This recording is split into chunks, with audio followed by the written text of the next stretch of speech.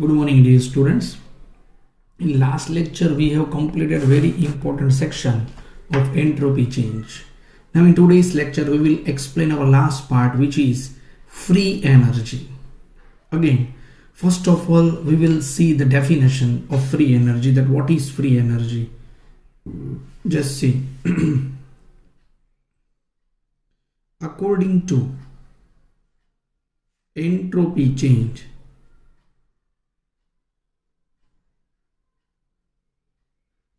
delta S, according to entropy change delta S, if we want to study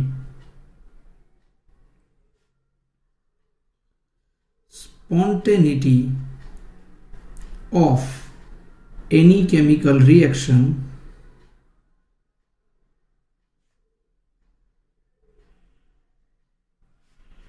we have to find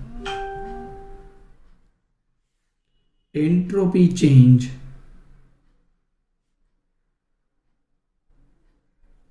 of system and surrounding.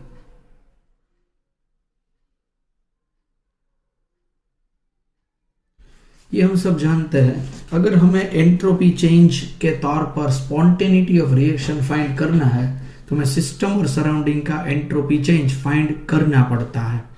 System भी चाहिए, surrounding भी चाहिए. हम जानते हैं if it is greater than zero then reaction will spontaneous, if it is less than zero then reaction will non-spontaneous, and if it is equal to zero then the reaction is in equilibrium.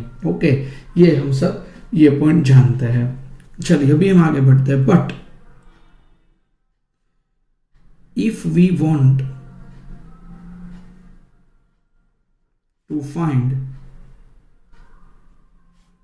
spontaneity of any chemical reaction,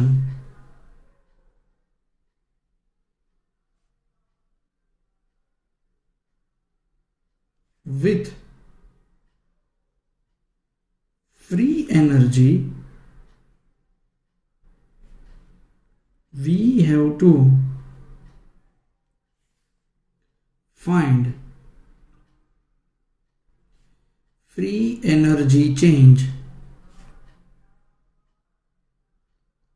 of system. समझ सकते हैं आप. ये दूसरा important यहां पर point है कि अगर हम फ्री एनर्जी चेंज को ध्यान में रखते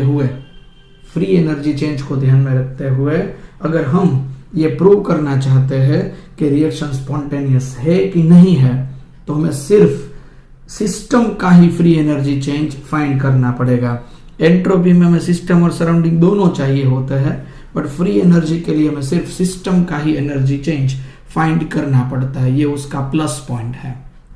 सो if you want to find spontaneity of any chemical reaction with free energy, we have to find free energy change of system only. Okay, चलिए किस तरीके से फाइंड करते हैं, तो उसका मैथमेटिकल फॉर्म कौन सा है of free energy. Just we will see this important point. देखिए उसकी ये फॉर्मूला आप सबको याद रखनी पड़ेगी. G is equal to H minus TS, where H is equal to enthalpy, T temperature, S यानी एंट्रोपी. ओके, अभी सिर्फ मुझे हमें इतना ही फाइंड करना है. तो हमें मालूम है कि एंथैल्पी की एग्जैक्ट वैल्यू नहीं हमें मिलती है, हमें चेंज चाहिए उसके लिए. तो हम H की जगह यहां पर क्या करते हैं, डेल्टा H करेंगे. तो G भी नहीं मिल सकता क्योंकि G का डिपेंडेंट H के ऊपर है, तो वो भी डेल्टा G रहेगा. तो S भी यहां पर क्या हो जाएगा, डेल्टा S. तो यहां पर ये फॉर्मूला हमें मिल गई, delta G is equal to delta H minus T delta S. Dear students, remember this important formula. ये फॉर्मूला आप सबको अच्छी तरीके से रिमेंबर करनी पड़ेगी क्योंकि यही हमें न्यूमेरिकल की तरफ ले जाएगी. यही फॉर्मूला सभी में न्यूमेरिकल ही है. Delta G is equal to delta H minus T delta S. अभी हम सब जानते हैं कि सेकेंड लॉ ऑफ थर्मोडायनेमिक्स क्या होता है. हम जानते हैं कि जो भी रिएक्शन स्पॉन्टेनियस होता है उसमें फ्री एनर्जी चेंज डिक्रीज होता है. फ्री एनर्जी चेंज क्या होता है, उसमें डिक्रीज होता है. तो हमें यहाँ पर ये कॉन्सेप्ट यहां पर करेंगे। If delta G is less than 0 then reaction is spontaneous. If delta G is greater than 0 then reaction will non spontaneous. and if delta G is equal to 0 then reaction is in equilibrium। याद में रखिएगा students, delta G की value अगर less than 0 होती है तो reaction spontaneous रहेगा, greater than 0 होती है तो वो नॉन स्पॉन्टेनियस रहेगा, और ये इक्वल टू 0 अगर होती है तो वो इक्विलिब्रियम में रहने वाला है। ठीक है, ये रिएक्शन में हमें ध्यान में रखने वाली बात है। तो ये डेल्टा जी के रिलेशन से डियर स्टूडेंट्स ये रिवर्स है। आप सबने देखा होगा कि डेल्टा एस में ग्रेटर देन 0 था तब रिएक्शन स्पॉन्टेनियस था, बट उसमें सिस्टम प्लस सराउंडिंग दोनों इंक्लूड थे। इसमें सिर्फ सिस्टम ही है, इसीलिए हम इतना ही करेंगे कि delta G is less than 0 then reaction is spontaneous, delta G is greater than 0 then reaction is non spontaneous, और delta G is equal to 0 then the reaction is in equilibrium। Okay, चलिए इसके बारे में हम थोड़ी example की practice करते हैं। देखिए एग्जाम्पल यहाँ पर कौन सा है हम देखते हैं। देखिए इस एक रिएक्शन के लिए डेल्टा एच की वैल्यू यहाँ पर दी गई है 400 किलो जूल पर मोल, और डेल्टा एस की वैल्यू यहाँ पर दी गई है 0.2 किलो जूल पर मोल। और यहां पर ये हमें ये प्रूफ करना है कि दिस रिएक्शन इज स्पॉन्टेनियस और non spontaneous. Find this reaction is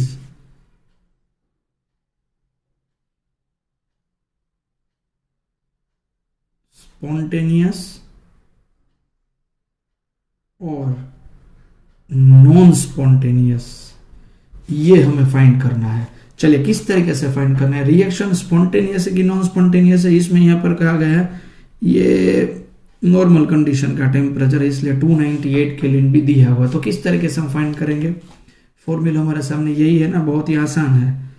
delta G is equal to delta H minus T delta S.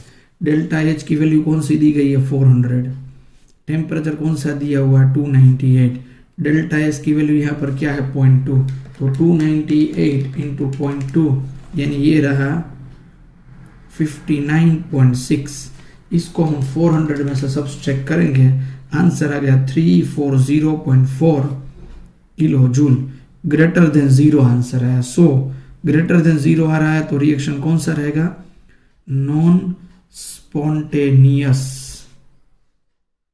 Reaction रहने वाला है। समझा, इस तरीके से आप सबको रिएक्शन की स्पॉन्टेनिटी फाइंड करनी होती है। बहुत ही आसान सा कॉन्सेप्ट है, बट इसके लिए आप सबको ये वैल्यू दी गई होती है, इसका कोई टेंशन आप सबको नहीं लेना है। ओके, चलिए एक और एग्जांपल मैं आपको करता हूं, समझाता हूं। यहां पर एक्सरसाइज टेक्स्ट बुक का न्यूमेरिकल में यहां पर सॉल्व करने जा रहे हैं 6.19। सभी स्टूडेंट्स एनसीईआरटी टेक्स्ट बुक की एक्सरसाइज बाहर निकालेंगे, उसका न्यूमेरिकल 6.19 हम यहाँ पर सॉल्व करने जा रहे हैं। कौन सा न्यूमेरिकल, चलिए ये देखते हैं। चलिए यहाँ पर एक रिएक्शन दिया गया है 2A gas plus B gas और ये 2D ये भी गैस, ये रिएक्शन दिया गया। उसमें डेल्टा यू की वैल्यू क्वेश्चन में दी गई है। पहले डेटा लिखिएगा। मैं डियर स्टूडेंट्स आप सबको यही सजेशन करूंगा कि इस चैप्टर के न्यूमेरिकल शुरू करने से पहले आप सबको ये डेटा लिखना पड़ेगा कि इसमें क्या क्या दिया हुआ है, तभी आप क्या फाइंड करना है, क्या दिया हुआ है, उससे अपना माइंड रन करवा सकते हैं। ये जूल केल्विन इनवर्स में डेल्टा एस की वैल्यू दी गई है, यहाँ पर टेम्परेचर दिया गया है। टेम्परेचर अगर ना दिया और ऊपर यहाँ पर ये डॉट किया हो ना तो समझ लेना आप सबको 298 केल्विन टेम्परेचर सिर्फ एस ले ही लेना है, ठीक, सीधा ही ले लेना है। डेल्टा जी हमें फाइंड करना है, और ये आगे ये भी पूछ रहे हैं कि रिएक्शन स्पॉन्टेनियस है कि नहीं, वो भी चेक कीजिए। चलिए किस तरीके से इसका सॉल्यूशन करेंगे। डेल्टा जी फाइंड करने के लिए हमारे पास ये फॉर्मूला है, डेल्टा एच वाली एक ही फॉर्मूला है।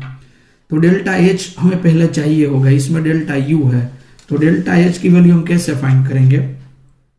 इंटेलिजेंट स्टूडेंट्स, मेरा ये इंपॉर्टेंट वर्ड रेगुलरली रहता है, आपको ये फॉर्मूला का इस्तेमाल करना पड़ेगा। डेल्टा यू और डेल्टा एच दोनों का रिलेशन हमें याद करना पड़ेगा, इससे हम डेल्टा एच की वैल्यू फाइंड करेंगे।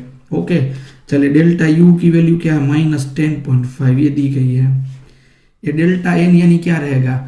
मोल ऑफ प्रोडक्ट, और गैस को ही ध्यान में लेना है। तो प्रोडक्ट के मोल कितने हैं यहाँ पर देखिए 2, रिएक्टेंट ने मोल कितने हैं? 2 + 1 3, 2 में से 3 अगर सब्सट्रैक्ट होता है तो यहाँ पर मिलता है -1।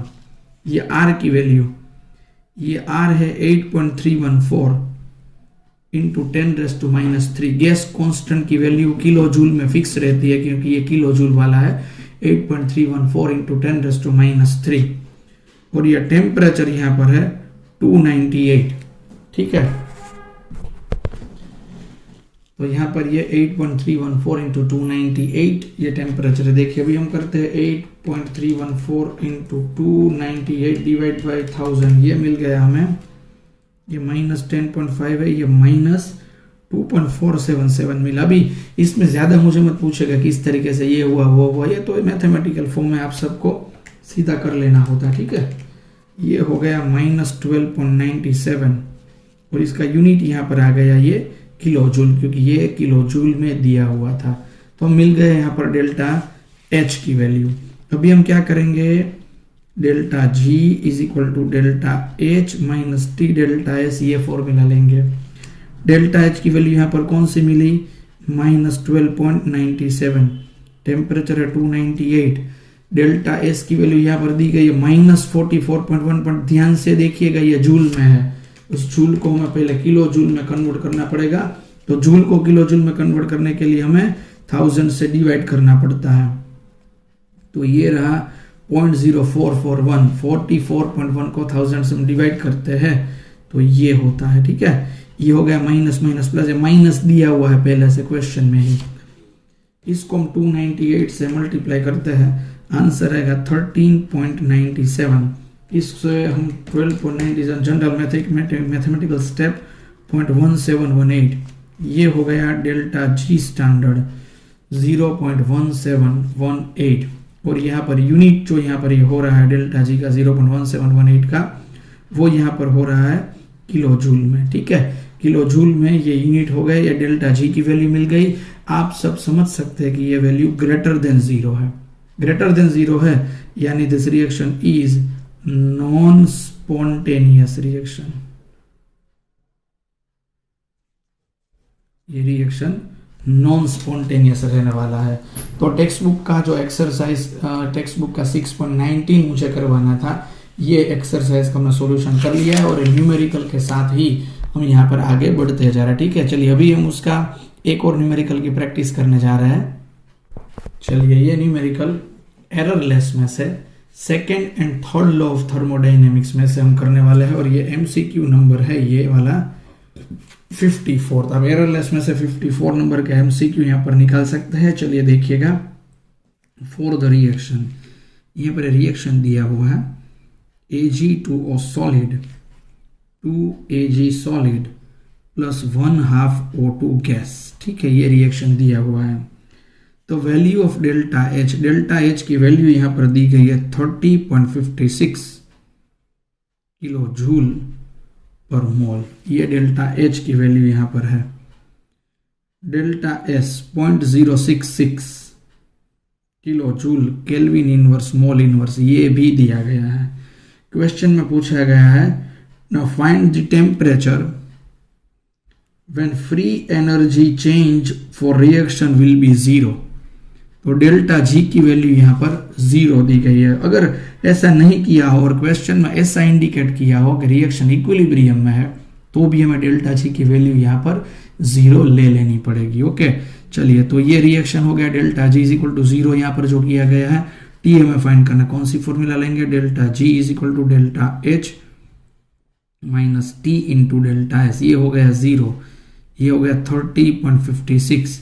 ये टेम्परेचर में फाइंड करना, ये दिया गया 0.066, ठीक है। चलिए इसको इस तरफ ले जाते हैं, t into 0.066 is equal to 30.56 और ये हो गया t का आंसर 30.56 डिवाइड बाय 0.066, ये आंसर आ गया 463 केल्विन। ये option C is the right answer of this MCQ.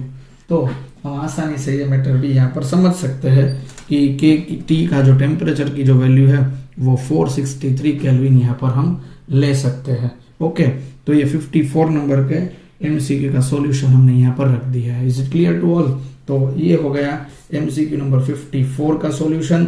ऐसे ही कितने एमसीक्यू जो भी यहाँ पर दिए गए हैं वो एमसीक्यूज यहाँ पर मैं रख देता हूँ, आप सबको ये सॉल्व करने पड़ेंगे।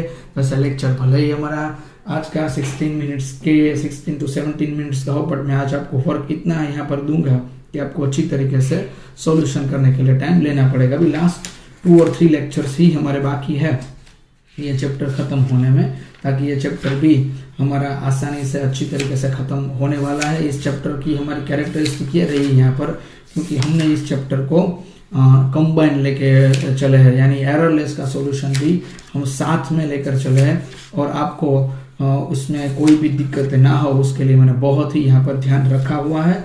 जैसे ही हमारी मेथड चल रही थी उस मेथड के मुताबिक हम एररलेस भी सोल्व कर रहे थे, आगे भी हम अच्छी तरीके से इसका सॉल्यूशन जारी रखेंगे। ओके, तो आज के लेक्चर के लिए जो इन्फॉर्मेशन है वो इतनी यहाँ पर हम रख रहे हैं। अगर आपको जो पीडीएफ मिलने वाली है उस पीडीएफ में एररलेस के जो भी एमसीक्यूज आपको प्रैक्टिस करने हैं वो एमसीक्यूज यहाँ पर उसके नंबर्स दिए हुए होंगे, आपको वो सॉल्व करने पड़ेंगे ताकि अच्छी तरीके से आप ये सब कुछ, ये फ्री एनर्जी चेंज जो हमने शुरू किया है वो अच्छी तरीके से सॉल्व कर सके। Okay, so thank you dear students for today's important lecture of free energy change. Okay.